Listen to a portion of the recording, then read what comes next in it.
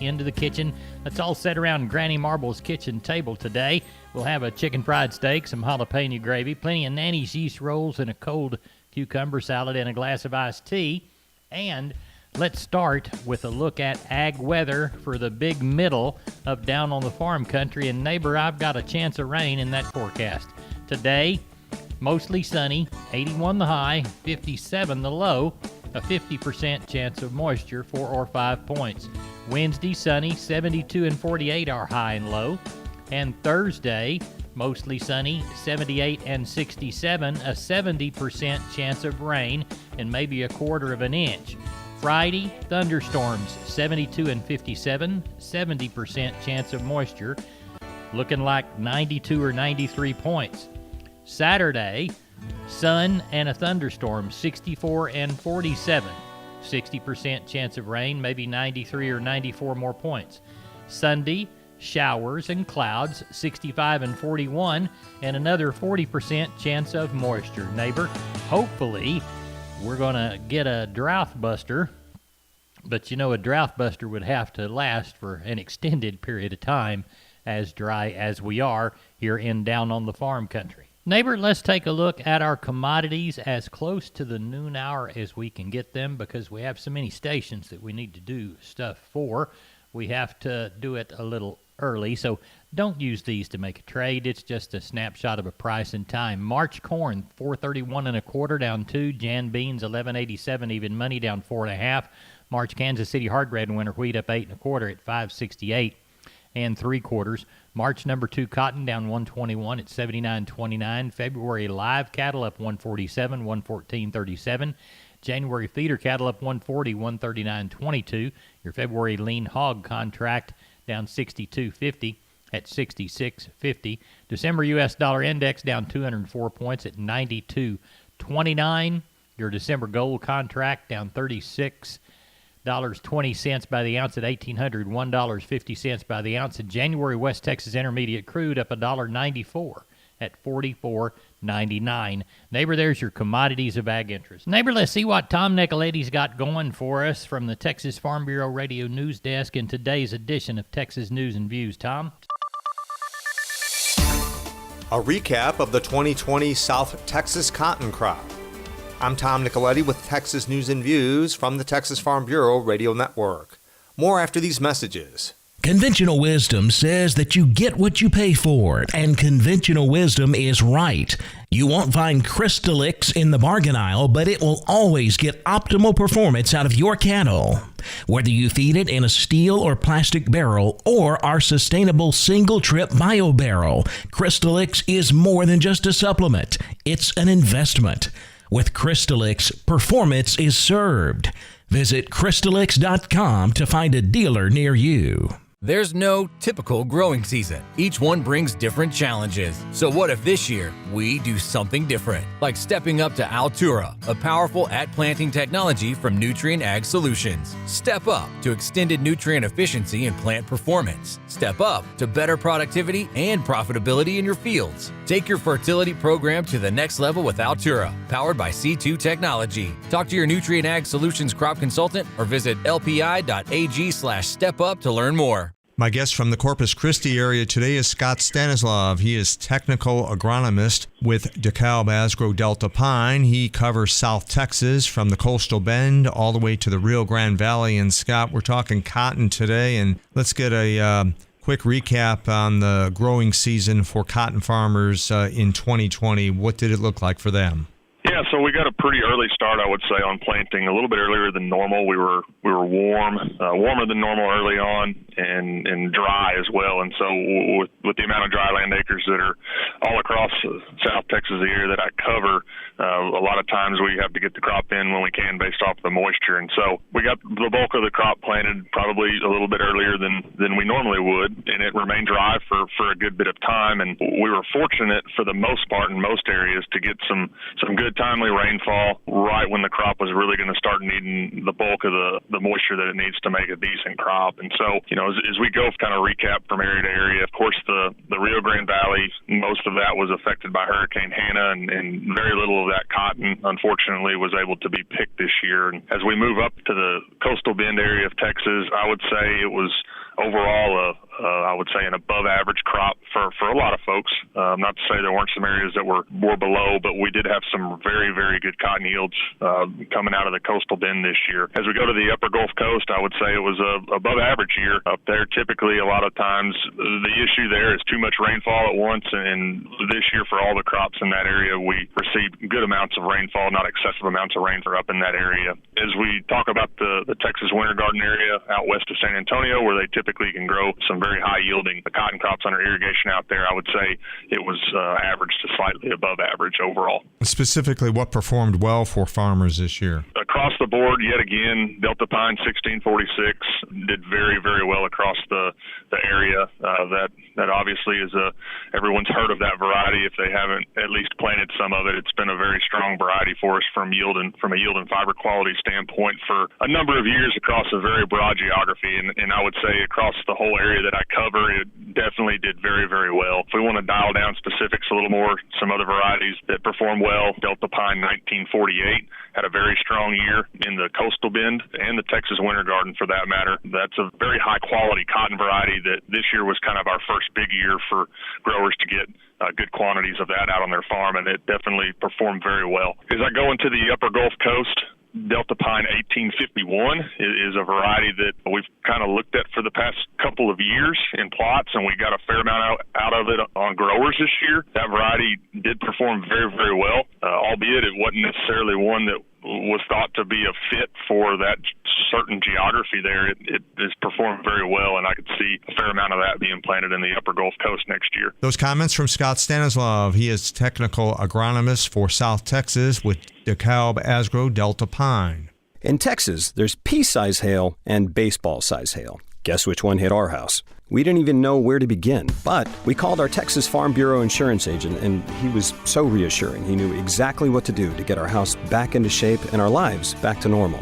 Now, we're even more thankful for the roof over our heads. Visit Texas Farm Bureau Insurance today at tfbinsurance.com to insure your home for Texas-size weather. Coverage and discounts are subject to qualifications and policy terms and may vary by situation. This is Texas News and Views. I'm Tom Nicoletti with the Texas Farm Bureau Radio Network. Neighbor Hop Sing's ready to ring that lunch bell. Chicken fried steak, jalapeno gravy, plenty of Nanny's East rolls, a cold cucumber salad, a glass of iced tea, and a trip to Hallettsville to talk to my friend Kim Hagan.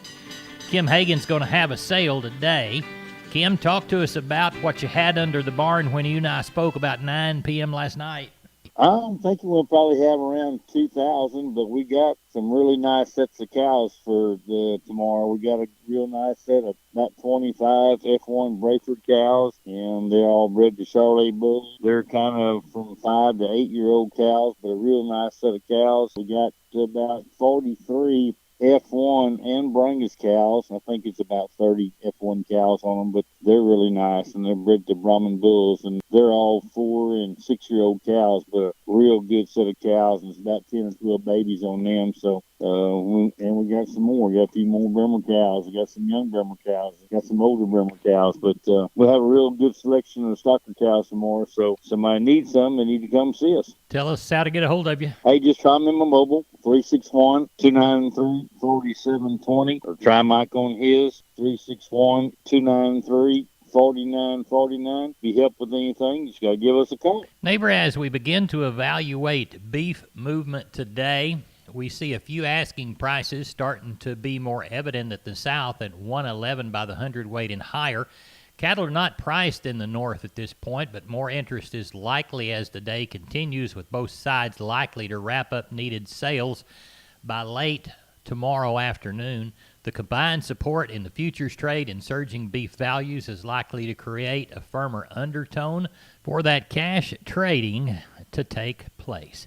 Neighbor, I do believe I hear some cattle in the alleyway. That means they're getting shipped out from the sale at Riley Rhodes Live Oak Livestock he had on Monday. Riley and I spoke last night. I guess it was about 9 o'clock also. Riley, how'd the sale go? Market was a little better today, Larry. Had a good day on the futures market. A lot of activity, seemed like. Ended up with 1,538 head today. Pretty decent volume. Still not seeing a whole lot of stocker cows. A few pairs brought from 700 up to 1,100. A handful of bred cows, most of them kind of middle-aged cows, a couple younger cows from 6 1/4 to 10 1/4. Packer cows were a couple cents better today, 48 to 54 on your high-yielding cows, 46 to 50 on your breakers, 24 to 46 on your canners. Packer bulls, kind of the same story, 76 to 80 on your high-yielding bulls, 62 to 76 on your low to medium yielding bulls. Calf market kind of 2 to 6 better, I thought, across the board. The lighter weight calves, a little bit more steam than the bigger cattle. 2 to 3 weight choice steers, 144 to 176. The heifer mates 128 to 144. 3 to 4 weight choice steers, 146 to 172. Heifer mates 124 to 138. 4 to 5 weight choice steers, 138 to 164. Heifer mates 118 to 132. The 5 to 6 weight choice steers, 128 to 154. Heifer mates 114 to 128. 6 to 7 weight choice steers, 122 to 136. Heifer mates 108 to 122. And the 7 to 8 weight choice steers, 116 to 128. And your heifer mates 104 to 116. So pleased with it. Got along pretty good, and now we'll, if we can get a little rain this weekend, that sure help matters. Yes, it would. Well, we'll discuss what you got coming this next Monday when we speak to you on Sunday evening. Y'all have a wean calf sale coming too? Yes, sir. We'll have a wean. Of course, we do have a sale the Monday after Thanksgiving, and then the following Monday, which is December 7th, we'll have a wean calf sale. I have a little over 1,000 head consigned in it right now, but if anybody has any, we still have plenty of room for them. So give me a call if on my cell phone or here at the office, and we can sure get you lined up. We appreciate you, and we'll talk to you Sunday evening. Thank you. Appreciate it, Larry. Neighbor, if you ever catch a trout in one of Texas' rivers, it's a mighty exciting situation, a grand experience for child or adult alike, and you can do it. Jessica Domel's going to talk to us about the program that's helping that happen on today's Texas Wildlife Radio. Jessica? Trout stalking. I'm Jessica Domel with the Texas Wildlife Radio Show on the Texas Farm Bureau Radio Network. This week, the Texas Parks and Wildlife Department will begin stocking thousands of rainbow trout in dozens of ponds and rivers across Texas. The department stocks catchable-sized fish during the winter months to provide opportunities for Texas anglers. Carl Kittle, TPWD Rainbow Trout Program Director, said rainbow trout love cold water and can be caught on a variety of baits and lures. They can be caught using simple light tackle or on hand-tied flies using a fly rod.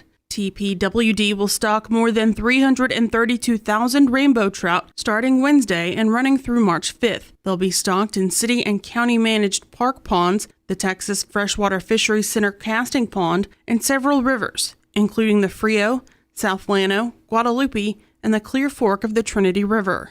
18 neighborhood fishing lakes in urban centers managed by the Texas Parks and Wildlife Department will also be stocked. And because tail racing fishing is so popular in trout season, TPWD will also stock the Canyon Trail Race on the Guadalupe River below Canyon Lake and the Possum Kingdom Tail Race on the Brazos River below Possum Kingdom Lake. TPWD says that because rainbow trout are unable to survive in Texas after the winter, anglers are encouraged to keep up to their daily bag limit of 5 trout. There are special limits in effect on parts of the Guadalupe River. Anglers are encouraged to check the 2021 trout stocking schedule on the Texas Parks and Wildlife Department website to confirm a stocking date before heading out. Again, the 2021 trout stocking schedule can be found on the Texas Parks and Wildlife Department website. On the main page, scroll down to the headline that says Now Stocking Trout.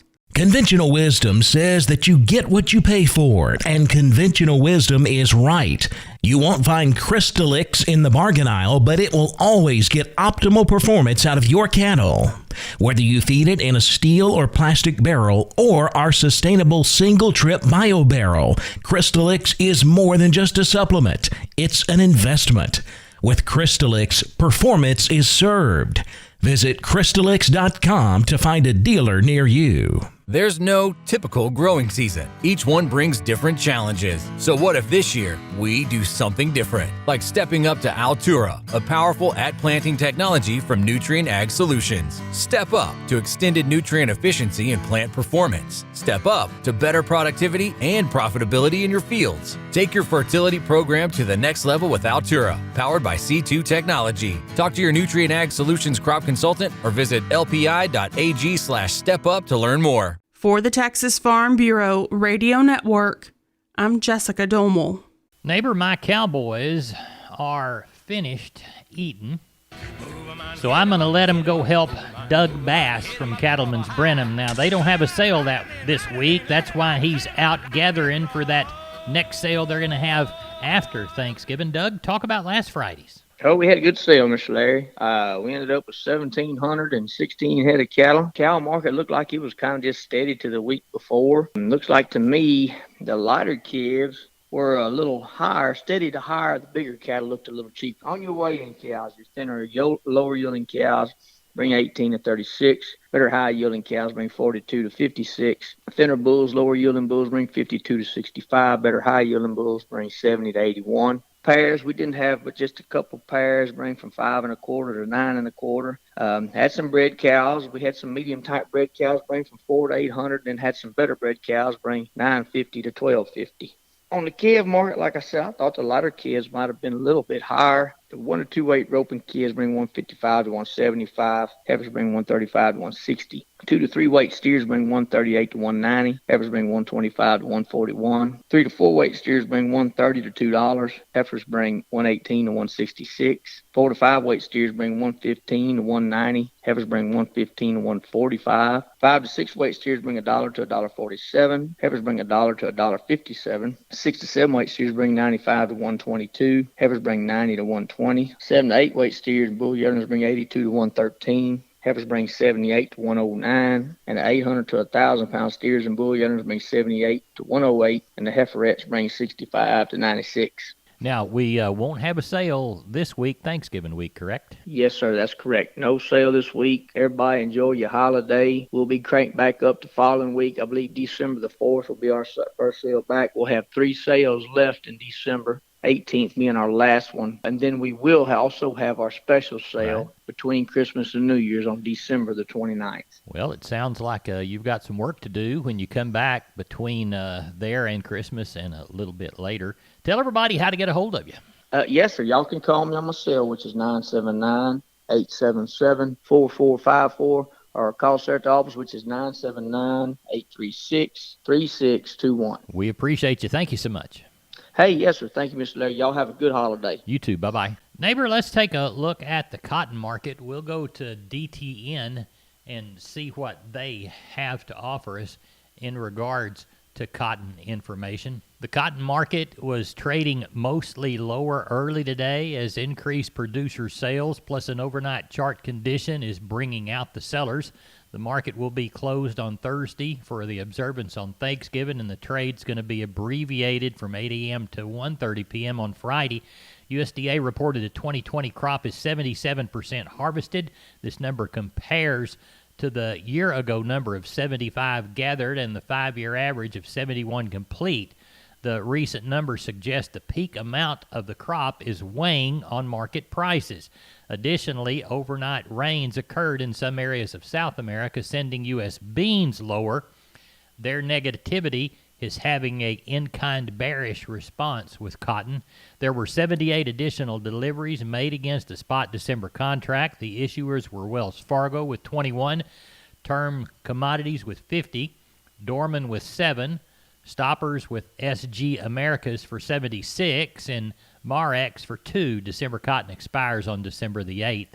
For today, support for March cotton stands at 72, then at 71.20, with resistance at 74.30 and then 75. Estimated volume overnight, according to Keith Brown from Commodity Consultants and DTN, was about 14,345 contracts. Now, neighbor, we have not received a new grain report from John Tuggle. Hopefully he'll send us something before the Thanksgiving holiday. So let's go back through the last one he sent us. Call 800-288-4453. Number 2 or better, Milo through Corpus Christi in November. D's plus 220, 1149. We'll call Progresso 1050. Yellow corn through Corpus in November. December plus 45, 468 and a quarter. We'll call Progresso 880 by the 100 weight. Hard red winter wheat through Corpus in November. D's plus 75, 625 and a quarter. We'll call Houston D's plus $1 bill, 650 and a quarter. Houston beans November delivery, January plus 10, 1191. And Placido beans, January plus 60, 1121.